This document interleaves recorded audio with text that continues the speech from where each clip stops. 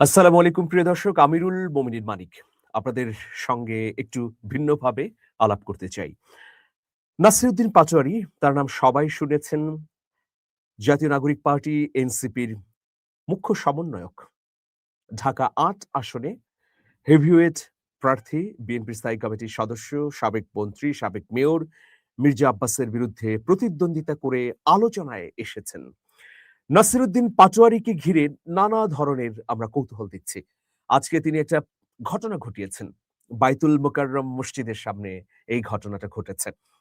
হেফাজতের সাবেক আমির মাওলানা জুনায়েদ বাবু নগরীর বিরুদ্ধে কি মন্তব্য করেছেন তা জানি না। সেই সব মন্তব্যের প্রতিবাদে কিছু সংখ্যক ব্যক্তিবর্গ একটা প্রতিবাদ সভা করছিলেন। তো সেই প্রতিবাদ সভায় উপস্থিত ছিলেন ১০০ থেকে ১৫০ মতো মানুষ। এর মধ্যে দাড়ি টুপি শোভিত মুসল্লিও ছিলেন। মনে হচ্ছিল মাদ্রাসার ছাত্র শিক্ষক হবেন। তো সবচেয়ে অবাক ব্যাপার বা অদ্ভুত ব্যাপার হলো নাসিরুদ্দিন পাটোয়ারীর বিরুদ্ধে কটূক্তির অভিযোগ করা হয়েছে।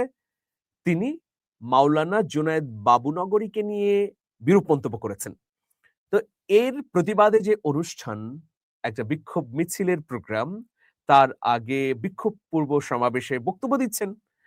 কিন্তু হঠাৎ করেই সেখানে হাজির হলেন খোদ নাসিরুদ্দিন পাটোয়ারী। দেখুন, যার বিরুদ্ধে বিক্ষোভ হচ্ছে, যার বিরুদ্ধে কটূক্তির অভিযোগ, যার বিরুদ্ধে আ এই সমাবেশের আয়োজন করা হয়েছে, খোদ তিনিই হাজির হয়েছেন। ইতোমধ্যে এরকম স্লোগানও হয়েছে নাসিরুদ্দিনের গালে, গালে বা নাসিরুদ্দিনকে গ্রেফতার করতে হবে বা নাসিরুদ্দিনকে ধরতে হবে, তার কালো হাত ভেঙে দিতে হবে, নানা ধরনের বিষয়ে।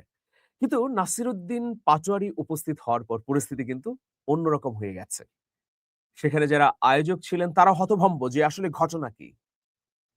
এবং নাসিরুদ্দিন পাটোয়ারী পেছনে দাঁড়িয়ে আছেন আর সামনের ব্যানার ধরে দাঁড়িয়ে থাকা বক্তারা বলছেন যে তাকে গ্রেফতার করতে হবে, তাকে ক্ষমা চাইতে হবে।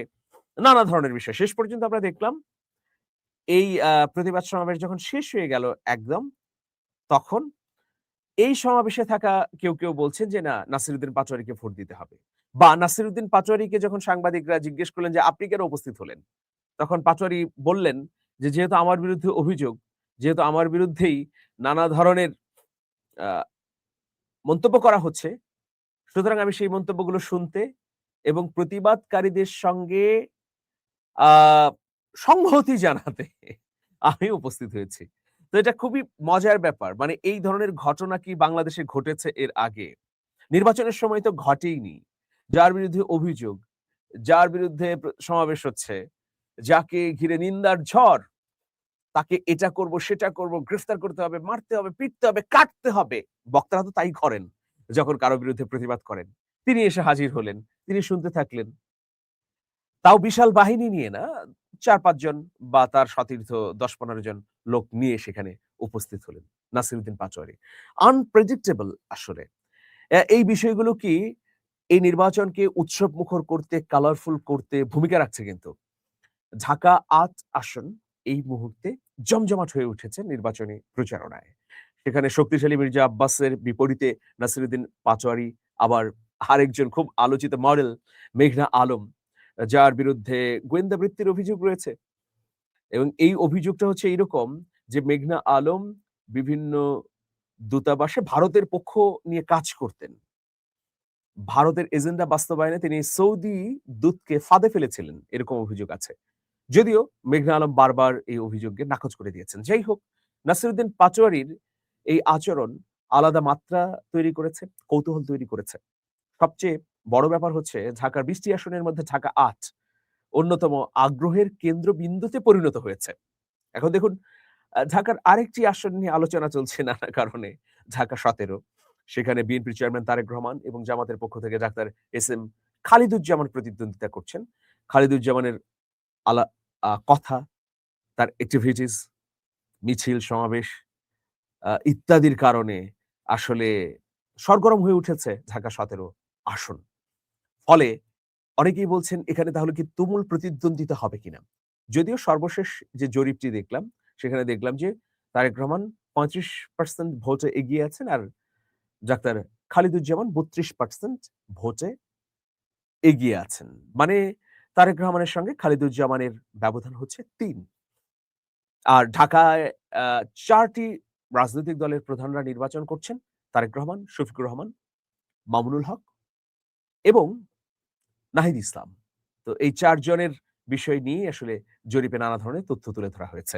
৪ জনের মধ্যে ৩ জনকে বিজয়ী দেখানো হচ্ছে। তারেক রহমান, শফিকুর রহমান, নাহিদ ইসলাম। তবে মামুনুল হককে সামান্য ভোটের ব্যবধানে পরাজিত হিসেবে দেখানো হচ্ছে।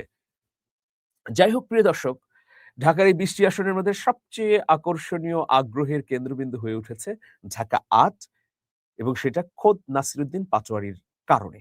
তো আজকে পাটোয়ারি যে অবাক কাণ্ড ঘটালেন, এটা নিশ্চয়ই রাজনীতির ইতিহাসে একটা ব্যতিক্রমী ঘটনা হিসেবেও থাকবে। তো পাটোয়ারির যে কথা বলছেন, পাটোয়ারি নানা ধরনের বাক্য ছুড়ে দিচ্ছেন, সেগুলোও আমরা অদ্ভুত দেখছি। যে তার এইসব কথা নিয়ে নানা ধরনের আলোচনা হচ্ছে, চর্চা হচ্ছে।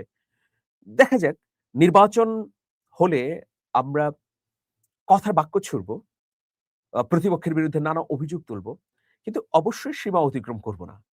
কারণ সীমা অতিক্রম যদি করি, এটা দুপক্ষের ক্ষেত্রেই। তাহলে কি হবে যে এইটা কথার মধ্যে কেবল সীমাবদ্ধ থাকবে না। এটা মাঠে গড়াবে। সমর্থকদের মধ্যে যুদ্ধ বেঁধে যাবে। ফলে একটা সংঘাতময় পরিস্থিতি তৈরি হবে। কারণ কথার চেয়ে শক্তিশালী আর তো কিছু নেই। কথা মানুষের মনের মধ্যে ভালোবাসা তৈরি করতে পারে, আবার আঘাতও দিতে পারে। তবে এই আনপ্রেডিক্টেবল আচরণ নাসিরুদ্দিন পাটোয়ারিকে আগামী ১২ তারিখের ভোটে কতদূর এগিয়ে রাখবে বা পিছিয়ে রাখবে, এটার জন্য আসলে আমাদের এই ৩ দিন অপেক্ষা করতে হবে। দেখা যাক জমজমাট হয়ে উঠুক আমাদের নির্বাচন। আমরা আশাবাদী হতে চাই একটি সুষ্ঠু, অবাধ এবং গ্রহণযোগ্য ভোট হবে। সবাই ভালো থাকবেন, শুভেচ্ছা নিরন্তর। আল্লাহ হাফেজ।